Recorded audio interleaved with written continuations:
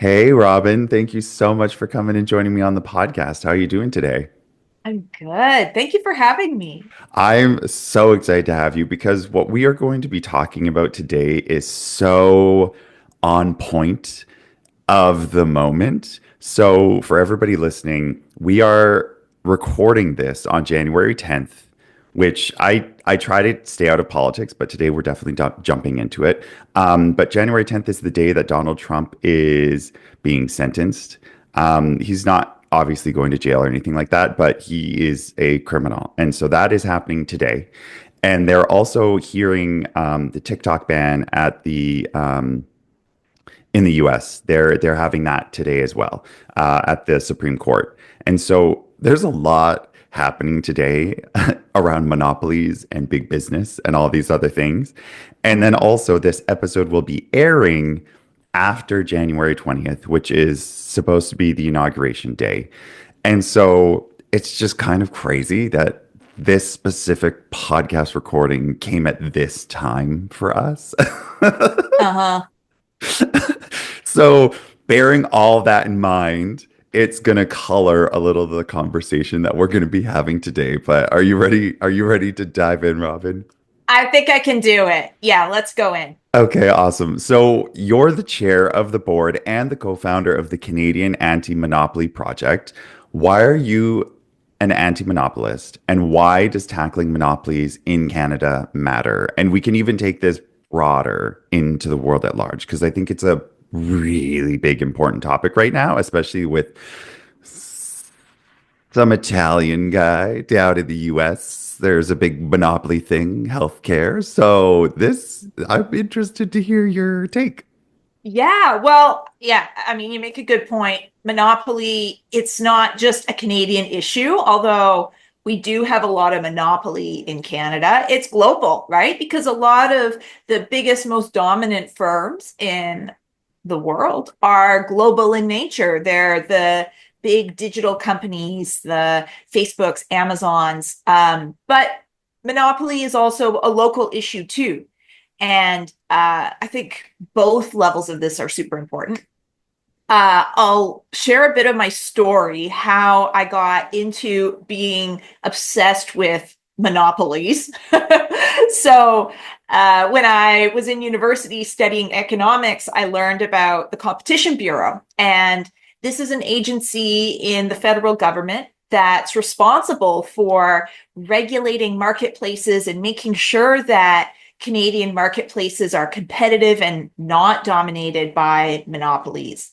And this matters because when we don't have dynamic marketplaces where entrepreneurs can enter and offer meaningful, useful products and services to people, we all suffer, right? Consumers suffer because they lack choice. They also lack innovative and new solutions. Entrepreneurs suffer because they face unfair barriers to growing their businesses that have nothing to do with their ability to deliver meaningful products or lack of hard work, right? But are the result of unfair business practices that are enabled by bigger businesses that have dominance over marketplaces. And it also impacts people who work as well, right? When you don't have a variety of options for where you could work, it means you get paid less and you get treated worse by your Mhm. employer. So we all benefit from having these open, dynamic marketplaces where businesses are competing with one another, both for consumer attention and dollars, but also for worker talent. I should clarify that to say we all benefit except the monopolies, right? Obviously, dominant businesses that have grown, perhaps in their own merits, right? And have come to dominate marketplaces. Um, Obviously they get a lot of benefit from that because they can take income, they can take consumption dollars from consumers and workers and kind of just milk it. But are we as a society really benefiting from that model? No. And that's why this work is so important. Um, Part of why advocacy in this area is really important is because for the longest time, the policies and laws that regulate businesses and help to prevent monopolies in Canada have been really weak. And this is something that I came to learn when I got a job at the Competition Bureau. I worked hard in my undergrad and master's, and was really one of my goals was to work at the Competition Bureau because I thought that these issues were really important. And when I got there, I realized, oh, wait a minute, people here actually don't care about this stuff.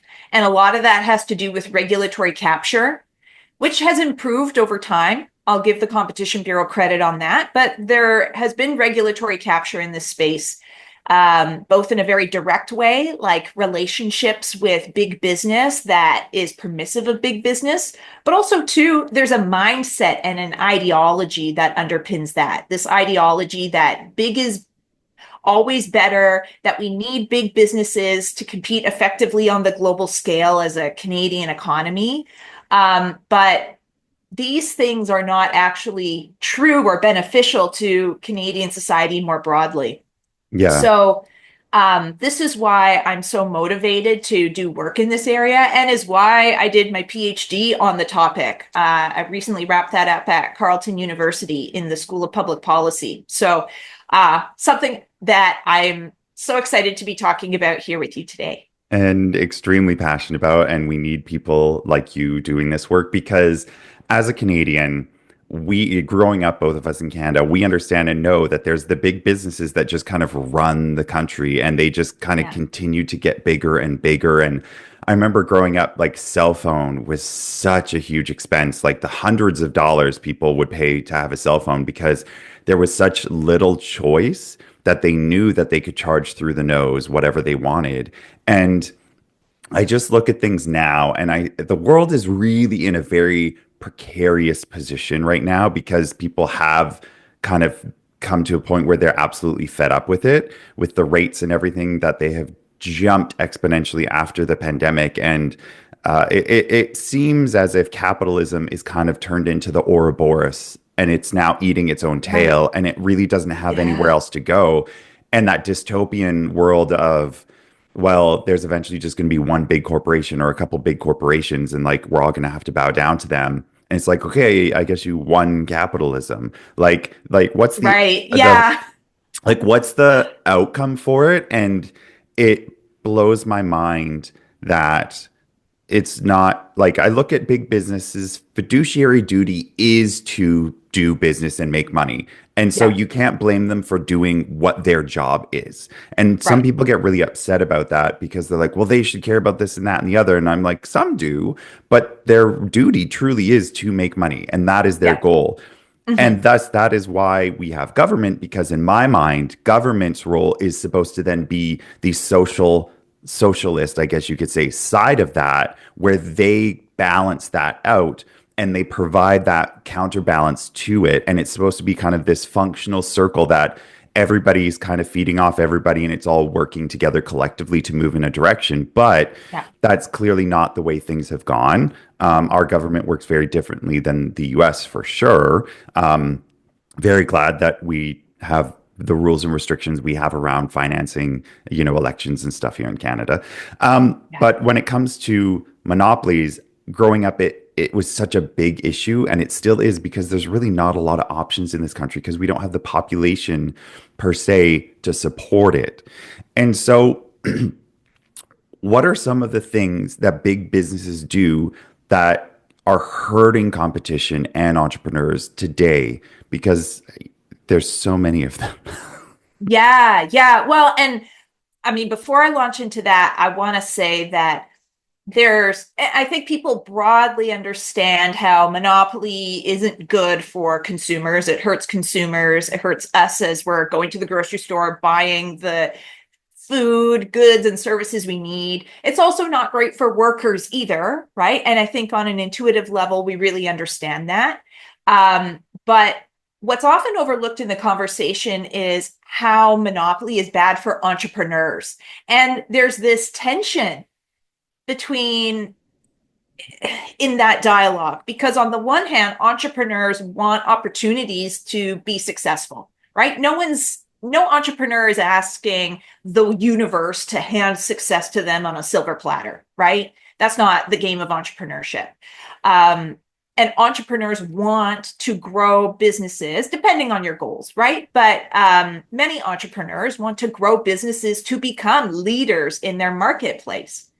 So that's the one dimension of this. But then there's the other dimension where if you are a market leader for too long, or you're a market leader and you get that top spot and you're not working for it anymore, that's a problem, right? Entrepreneurship is an ongoing process of competing against other businesses, right? And there's that tension that we need to reconcile. At the same time, though, I think everyone can agree that competition is critical for opening doors to people who have innovative ideas and solutions that they want to bring to market. And one of the ways that a lack of competition, or rather, one of the ways that big businesses can hamper that sort of opportunity is through merger and acquisition activity. So not all mergers and acquisitions are bad, but oftentimes businesses will use mergers and acquisitions in order to maintain their dominant position in a marketplace without actually having to work for it, right? Like they're basically just, I mean, that's opportunity and success on a silver platter, right? Here, take my money so that I can become more successful, versus thinking about how to improve current products or services, or come up with new products and services to maintain that top spot in the marketplace. So M&A can sometimes be good, but is sometimes used by businesses to keep out potential competitors by remaining in this top spot without actually having to work for it. Hmm. Another issue that can happen is dominant businesses can collude with one another, right? And there's two types of collusion. There's this really explicit collusion, like dudes getting together on the golf course and talking about how much they're going to sell their product Bread. for this week. Yeah, bread, right? That was a big thing Uh, in Canada. yeah, yeah. But there's also tacit collusion. And this is a situation where dominant businesses in a marketplace collude without actually speaking to one another. And they can do this by, over time, learning and recognizing patterns in each other's pricing strategies. And it becomes more of like a wink, wink, and less of a calling up my buddy and agreeing on the price of something. And that is a real problem, especially in markets like telecom and airlines, where you have a small number of big players. And obviously, this increases the price of key services that businesses need to succeed, right? Telecom, travel, and we can see this in other markets as well. Dominant businesses could also use their dominant position in conjunction with sneaky business tactics to what's called abuse their dominant position. This is the technical term within competition law. So this could look like setting up exclusive agreements with suppliers, upstream suppliers, knowing that if there are new entrants, competitors that want to enter the market but need that critical input, they'll be blocked from accessing that. That is a really common play. Another type of abuse of dominance is predatory pricing. So if a dominant business sees that an entrepreneur wants to enter the market, they may totally plunge their prices down and keep those prices low so that it's not viable for an entrepreneur to enter the marketplace. And they can do this as a dominant business because they're making, yeah, they have the cash cow, right? They dominate the market. They have all this cash available because they're just milking it, and they can outlast a new entrant that's coming in. So there's all sorts of strategies and tactics, and competition law is supposed to prevent these sorts of things so that entrepreneurs can enter marketplaces and viably compete. Hmm. I didn't even think about the one where they would lower the price so low that the new entrepreneur coming in can't compete. I've I actually experienced this just in the business that I'm building and what I'm doing as an entrepreneur entering the market in today's world. You're up against such behemoths Yeah. that when discussing with investors and other people, it's almost just like they're like, well, good luck, because they know how the game is being played, especially in what I'm calling specifically right now in today's world, late stage capitalism, where there is these insane companies that just have insane market values like Apple, Microsoft, what have you, the big names. Um, and for me or for anybody to get your foot in the door is just such an uphill battle Yeah. that I look around, and I've talked to a number of folks in government and outside of government about this, about how there needs to be those programs set up to give younger generations the leg up and the opportunity and the equitable opportunity to get into the market through entrepreneurship programs, but also teaching them how to buy businesses, giving them access to the capital to do so. Because Yeah. if we don't, it will just continue to go in this direction. Then there'll be like five corporations that own absolutely everything, which is kind of where the world has gone.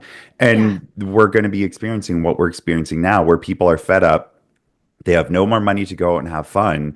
And this, oh, I'm going to go off on a tangent here. I'm so sorry. No, go. And No, this, no, lay it on me. Let's go. this, Let's go. like, this all leads back to, I look at the kind of mental health crisis and what we're experiencing in today's Yeah. world, and Gen Z not being as sociable and all these aspects. And they're like, oh, well, it's this problem. It's this problem. It's this. I'm like, no, it's capitalism. It's Yeah. capitalism after all. Like Kara Swisher's book. Oh, so it was capitalism after all. Um, Yeah. like it goes back to that, because if you don't have extra funds to go out and have fun with, you don't have the capacity to create those relationships, to create those friendships, to create those safe spaces where it's like, yeah, I have an extra couple $100 each month that I'm allowed to go out and have fun with. And so people are staying home, and I'm one of these prime people. Like, if I had the extra cash, I'd love to go out and be with friends, but I know once I leave that front door, that's like $100 minimum to go out and do anything and have fun in any kind of regard. And so Yeah. people are opting not to do it because they don't have the extra funds to do it, because they have to pay for all these basics of being a human, like shelter, communication, what have you, that they don't have it to go out. And then that's creating these mental health issues that people are like, oh, it's this, it's that, and the other. And it's like, no, if people just had a decent living and could enjoy life, then a lot of these problems would be solved. But Yeah. this is the late stage capitalism acting like it is. And I'm not, capitalism in and of itself isn't bad. It is the way people have used and abused it, because like, it just seems like more needs more needs more. And it's so gluttonous. And it's just like, at what point are you going to be like, okay, I won the game? I'm not going to say a specific person's name because I think they're a disgusting human being now. But like, at what point have you won the game that, like, you can't go and escape Earth and go to Mars and start again? Like, the work to do that is so much more than the work to just do it here on Earth, that it's Right. like, what is so wrong with humans that we can't just take care of ourselves now? Yeah. And so that's why I think this next couple of years, 2025, 26, 27, is really going to be a pivotal point for the human race as a society as a whole, because we all see the writing on the wall and we're like, something truly has to change. But I don't know what that is. And so, folks like yourself who have way more insight into how these things actually function and work, I hope are going to be the ones that float to the surface and are able to implement new things, and that society as a whole shifts to appreciate folks like yourselves more, who know how to implement things and what to implement that will truly actually make a difference and a change. No pressure. No No pressure. pressure. Yeah. You just need yeah, pivotal change in humanity and Right? yeah, Right? easy. Social, the whole Easy. society just shifting gears. Okay, so speaking of shifting gears, let's change topics just slightly. You're a fellow at the Public Policy Forum, which is a think tank. Yeah. The PPF recently put out a report that you wrote about economic and financial inclusion. In it, you say one quarter of people report facing barriers to earning a livelihood. Can you tell us more about that study and what we can learn from it in order to support? I want to talk specifically about like queer entrepreneurs. Yeah, yeah. So, like everything you were just saying ties in so well with what our goals were for this report. So, the focus of this was economic and financial inclusion. So, how can we create economic and financial systems so that everyone in Canadian society can participate. And one of the core principles underlying the research was the axiom that everyone is entitled to wealth. And wealth means different things to different people. But when we thought about wealth, we thought about it as an experience. It was the feeling and the security that come with knowing that you can afford everything that you need and then have some left over for that fun stuff, right? And oftentimes when we think about poverty or we think about financial and economic exclusion, we think about people being deprived, right? Like you're deprived of the resources you need to effectively participate in society. So the principles that you're talking about here are so closely connected to the experience of exclusion, the experience of poverty. And I think one of the characteristics of this version of capitalism we're in today is this, in a lot of ways, where we live in a world of abundance, yet we have, especially younger generations, have less than what they had before, both in terms of the actual incomes they have, but also opportunity, right? Opportunity to exert oneself to get more wealth and security. And those are two really important dimensions in all of this. So back to the study in particular and some of the findings. So we found that there were about 6 million households that reported facing barriers to making money. And that means that there's a large proportion of Canadian society that is not bringing their full potential to society. And when I looked at LGBTQ people in particular, there were some really interesting results. And I'll preface this by saying there are a lot of data gaps, especially for transgender people. From a quantitative standpoint, these gaps are partly because the population is relatively small. So it's difficult for us to draw broad insights from a small population, but it also has to do with gaps in reporting, which Statistics Canada, our statistical agency, is working hard to fill. So it's a matter of time before we get insight on transgender people.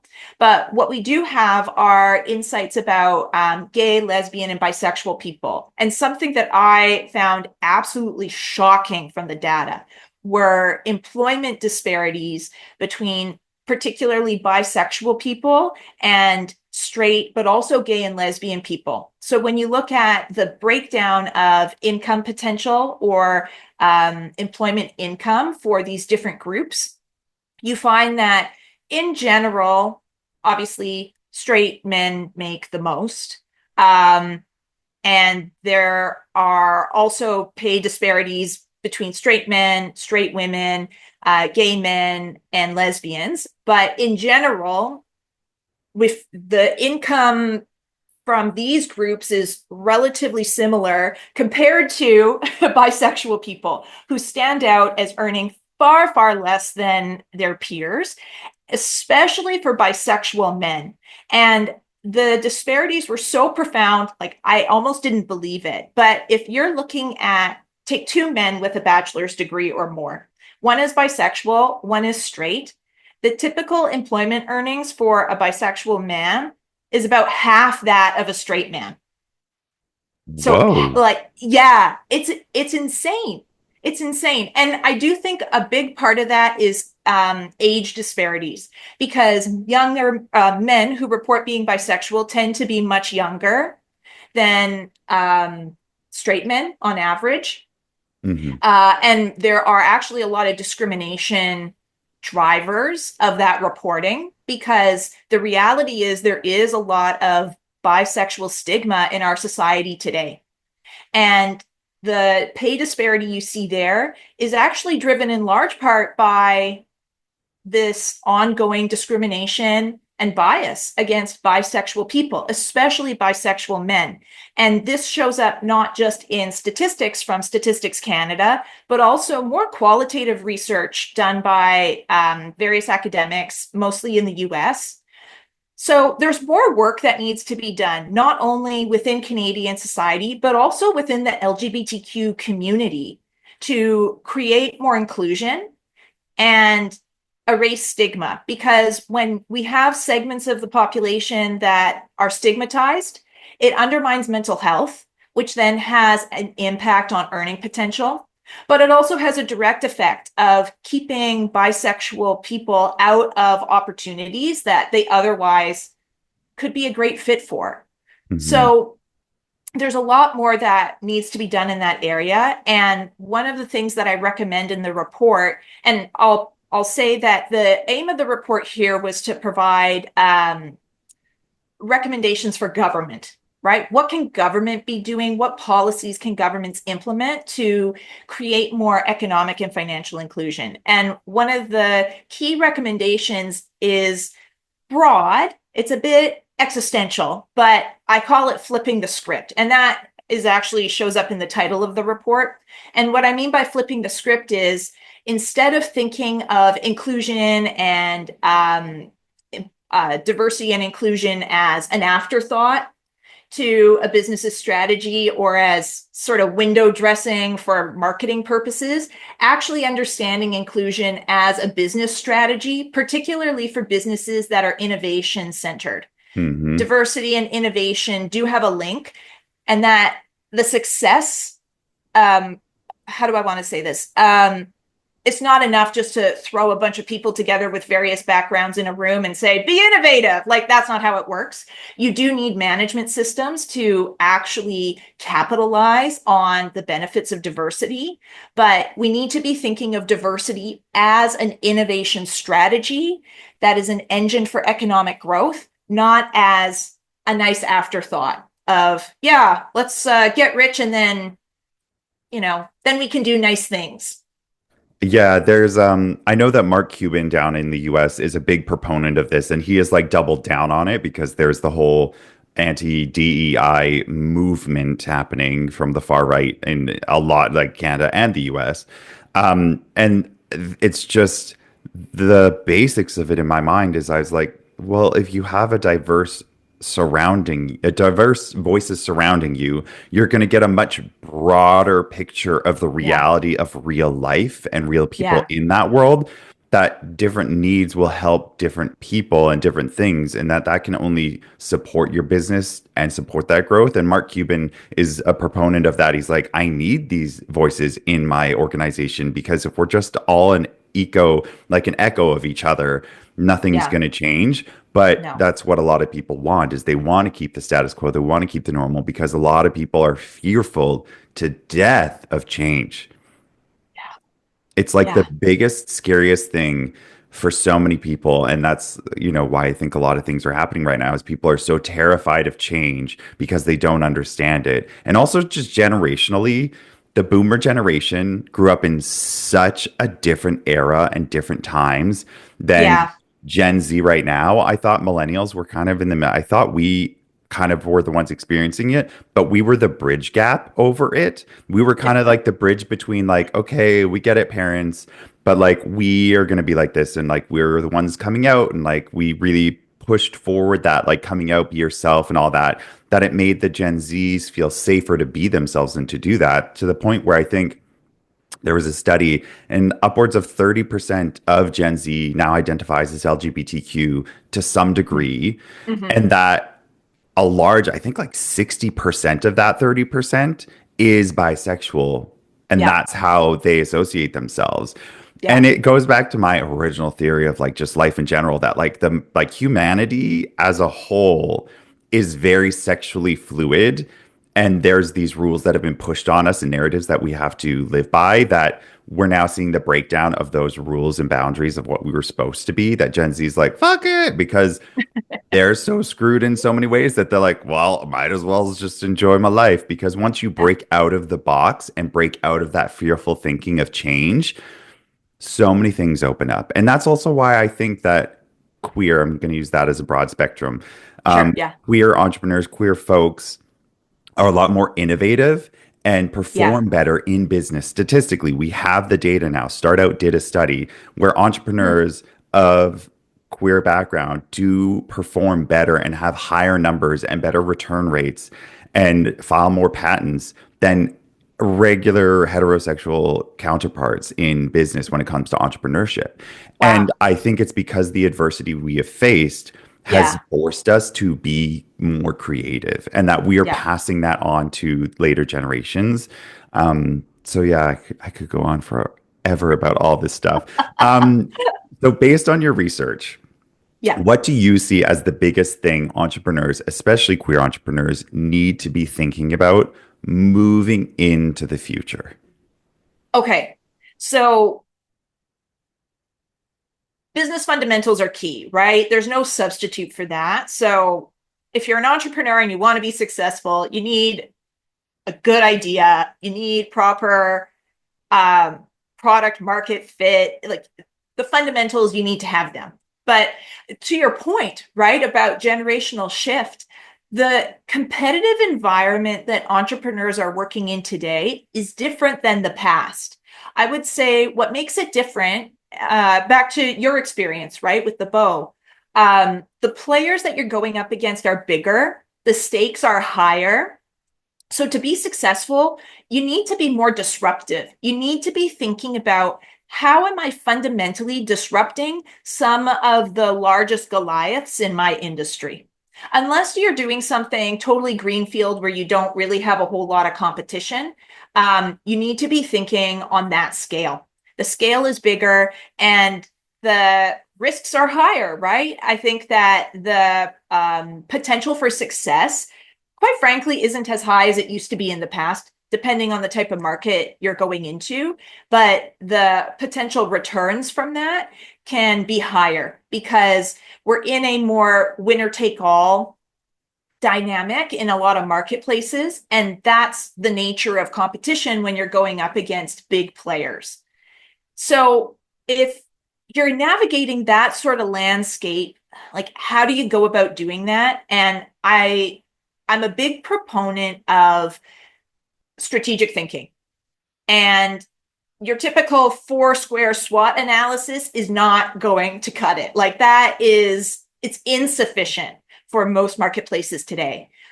When I'm working with any type of organization, whether it's for profit or nonprofit, I like to develop what I call a system map. And this is a methodology that comes from strategic foresight. So using essentially methods that futurists and other long-term thinkers and strategists use to do analysis. And a system map means that you quite literally map out your environment that you're operating in with all the different competitors, consumer groups, government organizations that are regulating you, et cetera, et cetera. And once you have that really clear lay of the land, you need to develop a vision. So, given the context I'm operating within, what is my contribution to this environment and how am I going to fundamentally disrupt it? Because again, those are the stakes that we're operating in today in most marketplaces. It's not just about opening the community store, the coffee shop down the street. Even the coffee shop down the street is competing with Starbucks, a multinational organization. So, how are you going to be fundamentally disrupting some of these bigger players? You need to up level strategic thinking and come in with a really clear, crisp, and compelling vision. And that takes time, but it's doable. And I'm hopeful that entrepreneurs, I mean, queer or not, are able to surmount these new challenges and create more opportunity for themselves and all of us too. Do you think things like co-ops are going to become a lot more popular in the coming years? Yeah, I think alternative business models are also really important. And they're really important because they are a way for us to share the gains of our economic prosperity more fairly, Hmm. right? It really comes down to joint ownership, and that could look like cooperatives. It could also look like employee-owned business. And what's really interesting about these business models as well is that I think they're really set up to capitalize on diversity, right? Like we talked about before. We know that queer entrepreneurs have, or queer workers for that matter, even queer consumers have unique perspectives that can really support good business strategy. And if we're able to leverage those insights along with all other insights from various different types of people, business can be more robust and successful. Yeah, the Wow. way of Okay. doing business in the past is just not, it's not going to cut it. Like if we want innovation, it needs to start with us. Yeah, truly, Yeah. truly. This has been such a delightful and insightful conversation. I could go on for hours with you, and I know I I can know, me because too. we've I we've can done it totally go on before. with you. We've done it before, which is why I'm like, we have to have a podcast about this. Thank you so much, Robin, for being on the podcast today. Where can folks find out more about you or connect with you or contact you? Sure. Yeah. Well, please reach out to me on LinkedIn. That's where I'm most active. I have a blog called Open Mind Economics, and it's my thought play space. So you can find information about that on my LinkedIn. So yeah, please reach out on social media. I'd love to keep the conversation going. Perfect. Awesome. I'll make sure to have all those links in the show notes for everybody to contact Robin. Robin, thank you so much. Have a absolutely magical day. You too. Thanks so much for having me.